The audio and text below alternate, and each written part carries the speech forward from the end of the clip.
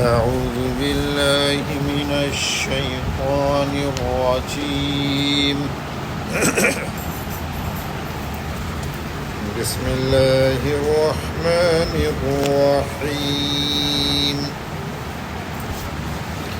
إذا جاء نصر الله والفتح ورأيت الناس يدخلون في دين الله أفواجا فسبح بحمد ربك واستغفره إنه كان توابا۔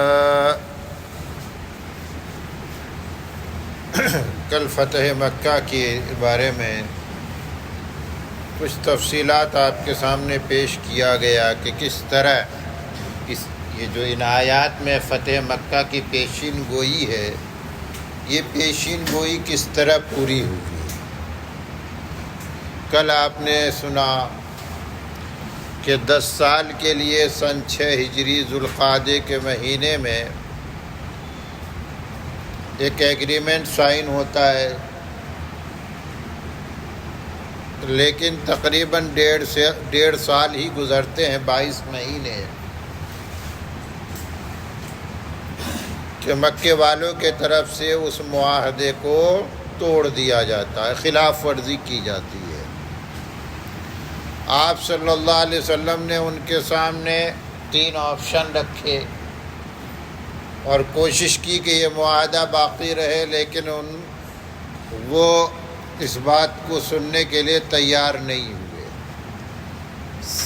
اس وقت سمجھے جب معاملہ کافی آگے بڑھ چکا تھا، حضور اکرم صلی اللہ علیہ وسلم ایکشن کی تیاری میں لگ چکے تھے۔ ابو سفیان مدینہ گئے بھی لیکن ناکام واپس آئے۔ حضور اکرم صلی اللہ علیہ وسلم اب تیاری فرما رہے ہیں کہ مکے کی طرف کوچ کرنا ہے، اور جیسا کہ آپ صلی اللہ علیہ وسلم کی عادت شریفہ تھی کہ جب کسی طرف کوچ کرنا ہوتا، سفر کرنا ہوتا اور کسی کے خلاف لڑائی لڑنی ہوتی تو اس کو مخفی رکھا کرتے تھے، جنگی حکمت عملی کے تحت، وار پلاننگ کے حساب سے۔ جانا ہوتا مشرق کے جانب تو مغرب کے حال احوال پوچھتے تھے لوگوں، تاکہ دشمن کو بالکل خبر نہ ہو۔ تو یہاں پر بھی تیاری ہو رہی ہے، لیکن سارا معاملہ پوشیدہ طریقے پر کیا جا رہا ہے۔ ایک صحابی، ان کے ساتھ ایک عجیب واقعہ پیش آیا، حاتب ابن بلتع۔ ان کو پتہ چلا کہ آپ صلی اللہ علیہ وسلم مکے کے طرف روانگی کا ارادہ فرماتے ہیں، اب مکے کے طرف کوچ کیا جائے گا، لشکر کشی ہوگی۔ تو انہوں نے ایک خط لکھا۔ مکے سے ایک عورت مدینہ آئی ہوئی تھی، پتہ چلا تو مکے والوں کے نام، قریش مکہ کے نام ایک خط لکھا انہوں نے، اور خط میں یہی بتایا، اس کا خلاصہ اور مفہوم کچھ اسی طرح یہی تھا کہ بہت جلد تمہارے خلاف کارروائی ہونے والی ہے۔ جبکہ ان کو پتہ تھا کہ یہ سارا پلان چپکے خفیتاً کیا جا رہا ہے، تو ایک طریقے سے یہ خیانت تھی، لیکن انہوں نے یہ خط لکھا، بھی اس کی وجہ آگے آئے گی۔ حضور اکرم صلی اللہ علیہ وسلم کو بذریعہ وحی اس کی اطلاع مل گئی۔ آپ صلی اللہ علیہ وسلم نے حضرت علی، حضرت زبیر اور حضرت مقداد کا بھی نام آتا ہے، ان تینوں اشخاص سے فرمایا کہ جاؤ بطن کاخ، اس جگہ کا نام بھی بتایا،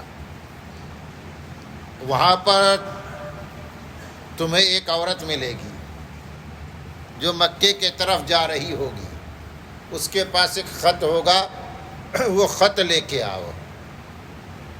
یہ تینوں وہاں پر پہنچے تیزی کے ساتھ گھوڑے پہ سوار ہو کے. وہ عورت ملی.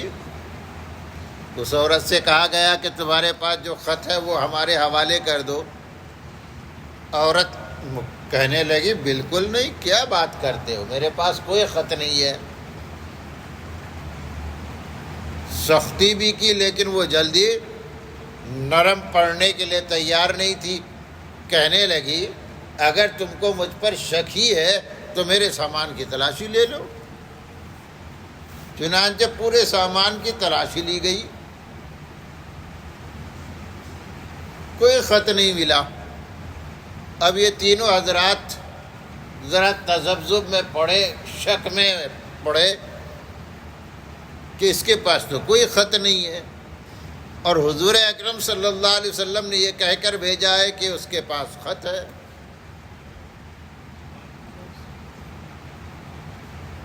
تو پھر انہوں نے پوری تلاشی کے بعد بھی اسی بات پر یقین کیا کہ نہیں، خط تو ہوگا. اب اس عورت پر اور سختی کی جائے. چنانچہ اس کو اس کے سامان وغیرہ کی تلاشی تو پہلے ہی لی جا چکی تھی. اب کہا جانے لگا دیکھو خیریت اسی میں ہے کہ خط نکال کے دے دو، ورنہ ہم تمہیں ننگا کر کے تلاشی لیں گے، تمہارے بدن کے کپڑے بھی اتاریں گے. اب عورت سمجھ گئی کہ بچنا ناممکن ہے، تو اپنے بالوں کے درمیان میں سے بال کے اندر وہ خط چھپائی تھی. کہتے وہ خط نکالتی ہے اور ان کے حوالے کرتی ہے. حضرت علی رضی اللہ تعالیٰ عنہ اس خط کو لے کر واپس آتے ہیں اور حضور اکرم صلی اللہ علیہ وسلم کو وہ خط پیش کرتے ہیں. خط کھولا گیا تو پتہ چلا حاتب کے طرف سے یہ خط ہے، اور اس میں راز ظاہر کیا گیا ہے، پردہ ہٹایا گیا ہے جس پہ پردہ ڈالنے کی کوشش ہو رہی تھی. حضرت عمر رضی اللہ تعالیٰ عنہ اسی مجلس میں موجود ہے. ایسے معاملے میں تو وہ بہت کسی رواداری کے کہتے ہیں رواداری کے قائل نہیں تھے نا. اور یہ جو ایکشن لینے کی بات آئی نا، تو آپ صلی اللہ علیہ وسلم نے خاص طور پر دو صحابی سے مشورہ کیا. ایک حضرت ابوبکر سے، چونکہ سارا پلان چپکے سے کرنا تھا اس لیے علل اعلان مشورہ نہیں کیا گیا بھائی جمع ہو جاؤ کیا کرنا ہے آگے، نہیں. حضرت ابوبکر تھے، حضرت عمر تھے. حضور اکرم صلی اللہ علیہ وسلم نے دونوں سے رائے مانگی. حضرت ابوبکر بہت رحم دل، کہنے لگے اللہ کے رسول ان کو معاف کر دیا جائے، ہے تو ہمارے رشتہ دار ہی، اور آج نہیں تو کل یہ ایمان لے آئیں گے. خیر حضرت ابوبکر کی رائے یہ تھی کہ بھلے ہی انہوں نے معاہدے کی خلاف ورزی کی ہے لیکن کوئی ایکشن نہ لیا جائے. حضرت عمر رضی اللہ تعالیٰ عنہ سے آپ صلی اللہ علیہ وسلم نے پوچھا تو حضرت عمر کہتے ہیں کہ انہوں نے ساری کارگزاری ان کی بیان کر دی، شروع سے لے کر آج تک انہوں نے کس طرح تکلیفیں پہنچا، یہ کیا، اور کہتے کہ حد یہ ہو گئی کہ انہوں نے معاہدے کی آج خلاف ورزی کی ہے، اللہ کے رسول ان کو چھوڑنا نہیں چاہیے، ان کے خلاف کوئی ایکشن تو ضرور ہونا چاہیے. حضرت ابوبکر آپ صلی اللہ علیہ وسلم نے کوئی فیصلہ نہیں سنایا، لیکن حضرت ابوبکر کی رائے یہ تھی، وہ اپنے بارے میں سوچ رہے تھے کہ حضور میری رائے کے مطابق فیصلہ فرمائیں گے، لیکن بعد میں پتہ چلا کہ فیصلہ عمر کی رائے کے مطابق ہوا. یہاں پر بھی حضرت عمر فوراً تلوار نکال لیتے ہیں، کہتے اللہ کے رسول اجازت دیجئے کہ میں اس منافق کا سر قلم کر دوں. حضرت حضور اکرم صلی اللہ علیہ وسلم نے فرمایا عمر تمہیں نہیں معلوم کہ یہ بدریین میں سے ہے. صحابہ میں جو غزوہ بدر میں شامل تھے نا، کچھ کیٹیگریز ہے، تو ایک کیٹیگری جو ہے وہ بدری صحابہ کی ہے. قرآن کریم میں ان کے لیے مغفرت کا اعلان ہوا ہے کہ اگر یہ کوئی گناہ بھی کرے تو اللہ ان کو معاف کرے گا۔ تو حضور اکرم صلی اللہ علیہ وسلم نے فرمایا عمر تمہیں معلوم نہیں کہ یہ حاتب بدری صحابہ ہے، اس لیے کسی بھی فیصلے تک پہنچنے کے لیے جلدی مت کرو۔ حضرت حاتب سے پوچھا گیا، انہوں نے کہا اللہ کے رسول میرے بارے میں کوئی فیصلہ کرنے میں جلد بازی مت کیجیے، قسم اللہ ذوالجلال کی میں منافق نہیں ہوں۔ لوگوں نے کہا منافق، میں منافق نہیں ہوں اور میں نے نفاق کی وجہ سے یہ حرکت نہیں کی ہے۔ پوچھا گیا پھر کیوں کیا، کیا وجہ بنی؟ کہنے لگے یہ حضرت حاتب اصل میں مکے کے رہنے والے نہیں تھے، آؤٹ سائیڈر تھے، باہر سے آ کر مکے میں بس گئے تھے، تو مکے میں کوئی ان کا رشتہ دار نہیں تھا، تو یہ ہجرت کر کے مدینہ پہنچے تھے۔ ان کے فیملی کے باقی افراد جو ہے وہ مکئی میں تھے، تو ہر آدمی، اور ان کو ہجرت کی تو عام اجازت تھی نہیں، جو چوری چھپے جا سکتے تھے وہی گئے تھے۔ تو حضرت حاتب جو تھے وہ اپنی فیملی کے افراد کے بارے میں بہت فکر مند رہتے تھے، اور وہ یہ سوچ رہے تھے کہ باقی جو مہاجرین تھے اگر کوئی ایک آیا ہے تو ایک بھائی آیا ہے، ایک بھائی وہاں پر ہے، تو وہ بھائی سب کی دیکھ ریکھ کرتا ہے، وہاں پر دیکھ ریکھ کرنے والے سب کے ہیں، لیکن میرا تو کوئی نہیں ہے، میرے بچے، میری فیملی تنہا ہے، اکیلے ہے۔ تو کہنے لگے اللہ کے رسول میں نے یہ سوچا کہ اگر میں مکے والوں پر ایک احسان کر دوں تو مکے والے اس احسان کی وجہ سے میری فیملی کی خبر گیری کریں گے، میری فیملی کے ساتھ ان کا رویہ، ان کا بیہیویئر جو ہے اچھا ہو جائے گا، بس یہ وجہ تھی، اس کے علاوہ کوئی دوسری وجہ نہیں تھی۔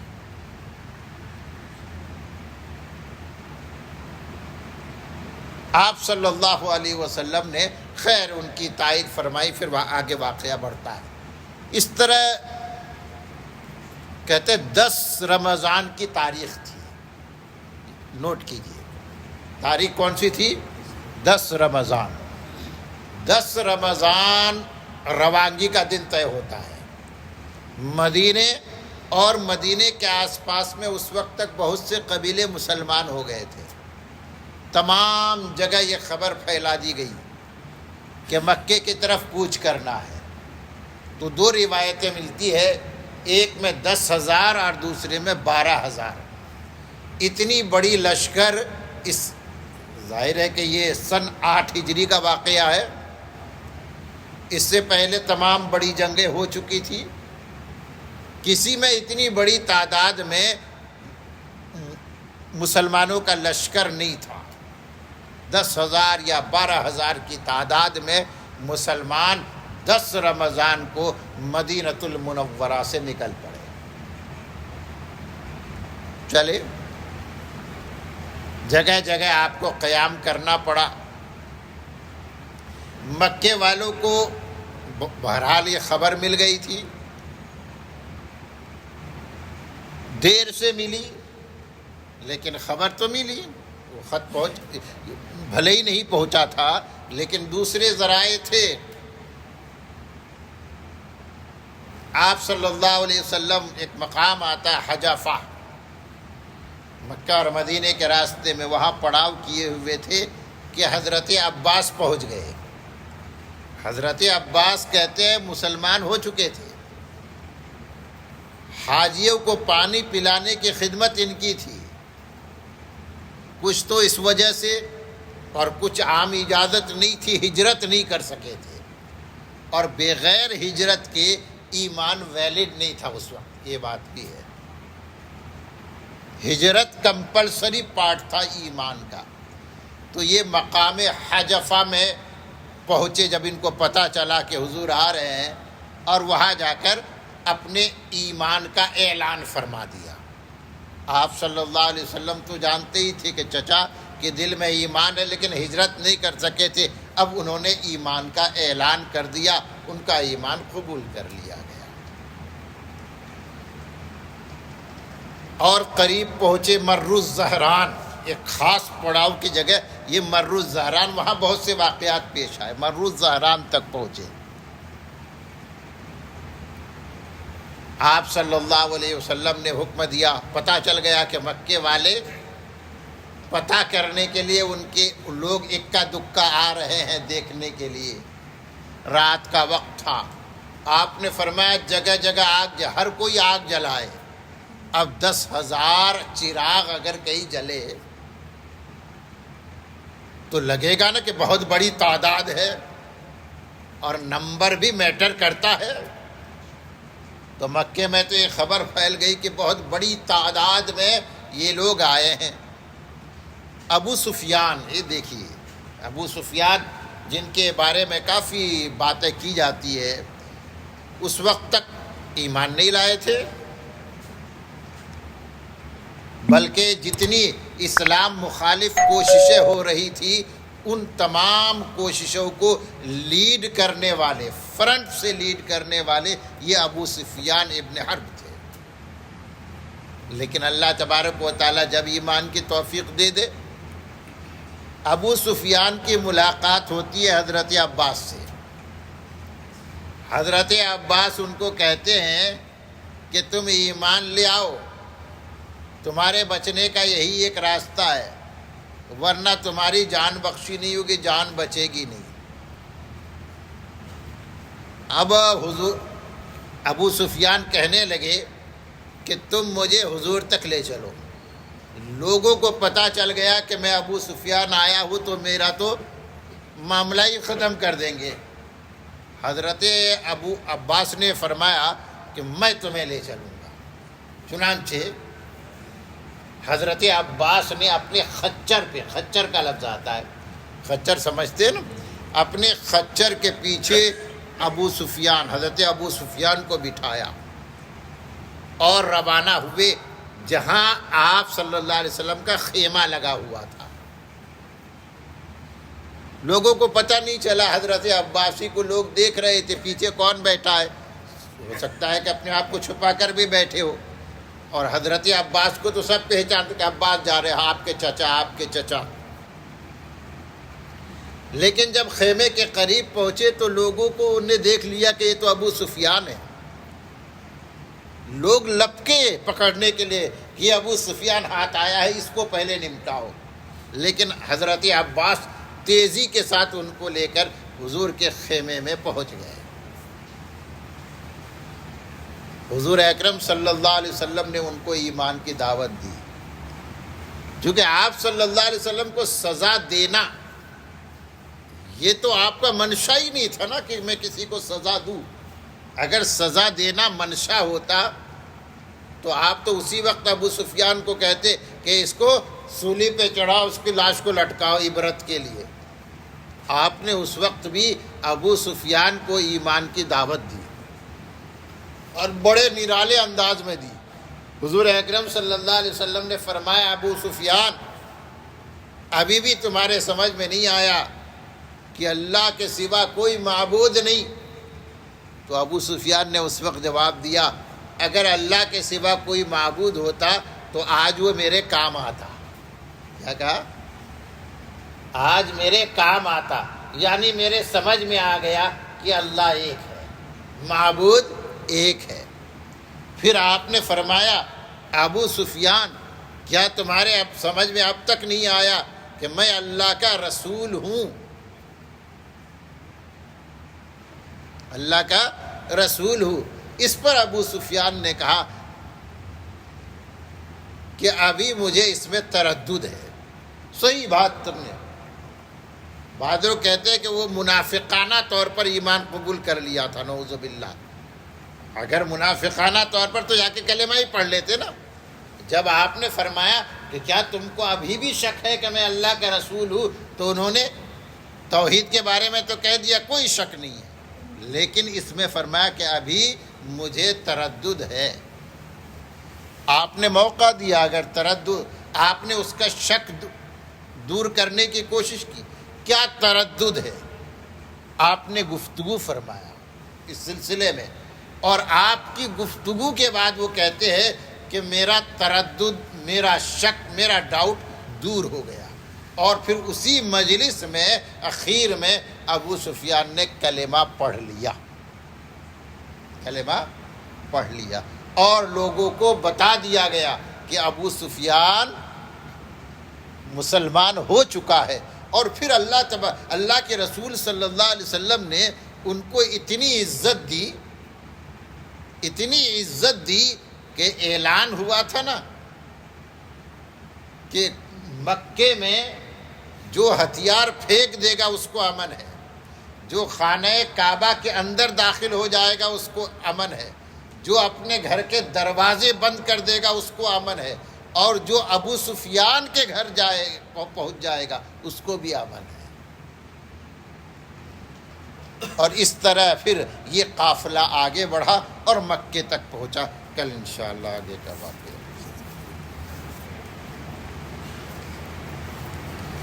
الحمد للہ رب العالمین والصلاة والسلام علی رسولہ النبی الکریم۔ اللہم انت السلام ومنک السلام تبارک یا ذا الجلال والاکرام۔ ربنا ظلمنا انفسنا وإن لم تغفر لنا وترحمنا لنکونن من الخاسرین۔